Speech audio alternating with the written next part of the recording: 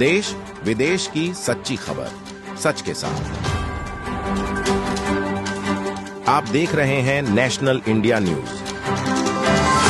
शिक्षक भर्ती पर सुप्रीम कोर्ट के फैसले के बाद दार्जिलिंग हिल्स के विपक्षी दलों भाजपा और जीएनएलएफ ने फैसले का स्वागत किया। जीटीए के लिए भी इस तरह की मांग की और उम्मीद जताई कि बंगाल मामले की तरह ही हाईकोर्ट भी फैसला सुनाएगा। वहीं बेरोजगार संघ ने जीटीए में प्राथमिक शिक्षक की भर्ती के खिलाफ हाईकोर्ट में मामला दायर किया था। इस पर सुनवाई चल रही है और कल संघ के सचिव ने दार्जिलिंग में पीसी किया और सुप्रीम कोर्ट के फैसले का स्वागत किया और जीटीए के लिए भी इस तरह के फैसले की मांग की। यहाँ दार्जिलिंग में एसएससी नहीं है। वहीं 2019 में पहाड़ी के विभिन्न प्राथमिक विद्यालयों में लगभग 306 शिक्षकों की प्राथमिक शिक्षक भर्ती की गई थी। Sonam Lama, Bharatiya Janata party district general secretary. जो कल शिक्षा भर्ती घोटाला में जिस तरीके से एक सुप्रीम कोर्ट का जजमेंट आया कि पूरे पैनल को खारिज करने का, उसको हम भारतीय जनता पार्टी पहाड़ की तरफ से स्वागत करते हैं।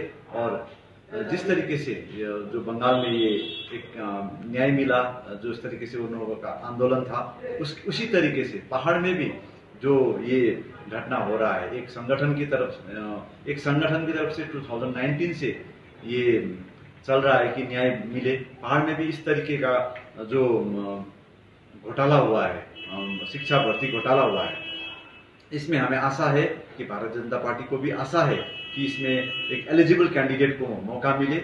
और हम चाहते हैं कि जल्द से जल्द ये जो पहाड़ में भी इस न्यायिक प्रक्रिया में डिसीजन आए और पूरा जो एलिजिबल कैंडिडेट है जो उनको भी न्याय मिले, इसको हम आशा रखते हुए, क्योंकि ये अभी कोर्ट में चल रहा है, तो हम भी आशा करते हैं कि ये पूरा पहाड़ में भी इसी तरीके का डिसीजन आ जाए।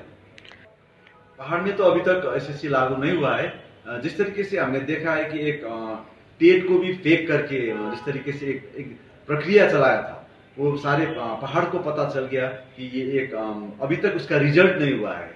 और जिस तरीके से जो सर्टिफिकेट नहीं था, डीएलएड नहीं था, उनका पास पूरा डॉक्यूमेंट्स नहीं था, लेकिन डॉक्यूमेंट्स में मैनिपुलेशन हुआ है। अपॉइंटमेंट मिला ना उन लोग को, तो उन लोग को अपॉइंटमेंट मिला है, अपॉइंटमेंट भी मिला हुआ है। तो इसी तरीके से इसका जांच होना चाहिए, क्योंकि शिक्षा जैसा क्षेत्र में एक एलिजिबल कैंडिडेट को होना चाहिए, क्योंकि ये पूरा फ्यूचर का सवाल है। इसीलिए हम आशा करते हैं कि जो कल बंगाल का जो डिसीजन हुआ, यही पहाड़ में भी ये डिसीजन लागू हो।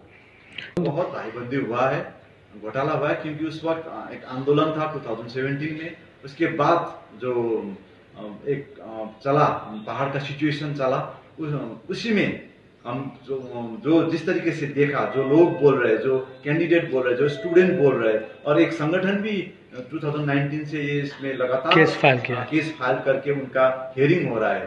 तो इसमें अभी तो निकल के आ गया बड़ा, बंगाल में तो इतना मतलब घोटाला हुआ है, तो पहाड़ में भी पूरा ये पॉलिटिकल जो जिनका कनेक्शन था, जो पैसा खर्च कर पाया, जो पैसा दे पाया, उनको ही ये मतलब इनका एडमिशन, वो नौकरी मिला, उनको अपॉइंटमेंट मिला। तो हम चाहते हैं कि इसमें भी जल्द से जल्द न्याय मिले। सत्यमेव जयते। जिस तरह बंगाल गवर्नमेंट ने इलीगल टीचर अपॉइंटमेंट किया था, नेपोटिज्म किया था, तो आज सुप्रीम कोर्ट ने जिस तरह से 26,000 टीचर को इलीगल घोषित कर दिया, उनको रिजेक्ट किया, काम से उनको निकाला दिया, तो इसको हम स्वागत करते हैं। और हम चाहते हैं जिस जीटीए का भी ऐसा एक केस है, टीचर और इलीगल टीचर अपॉइंटमेंट, जिसको बैकडोर से अपॉइंटमेंट किया गया, उसमें भी नेपोटिज्म हुआ है। तो ये जो केसेस हाई कोर्ट में चल रहा है, कलकत्ता हाई कोर्ट में, हम आशा करते हैं कि सुप्रीम कोर्ट जिस तरह से इसमें आज बंगाल के teacher appointment, SSC teacher appointment में जिस तरह से उन्होंने वर्डिक्ट दिया है, हमें पूर्ण विश्वास है कि पहाड़ जीटीए के अंदर जिस तरह से लीगल अपॉइंटमेंट हुआ है, उस केस में भी जनता के पक्ष में आएगा और न्यायालय को भी पता है कि किस तरह अपॉइंटमेंट हुआ है और किस तरह से नेताओं ने अपने पद का फायदा उठाया है, ये सब कुछ पता है।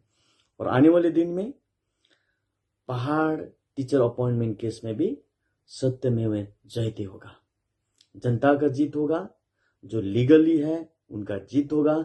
जिसने अवैध तरीका से टीचर अपॉइंटमेंट मिला है उनको आने वाले दिन में उनके लिए बुरा वक्त आने वाला है।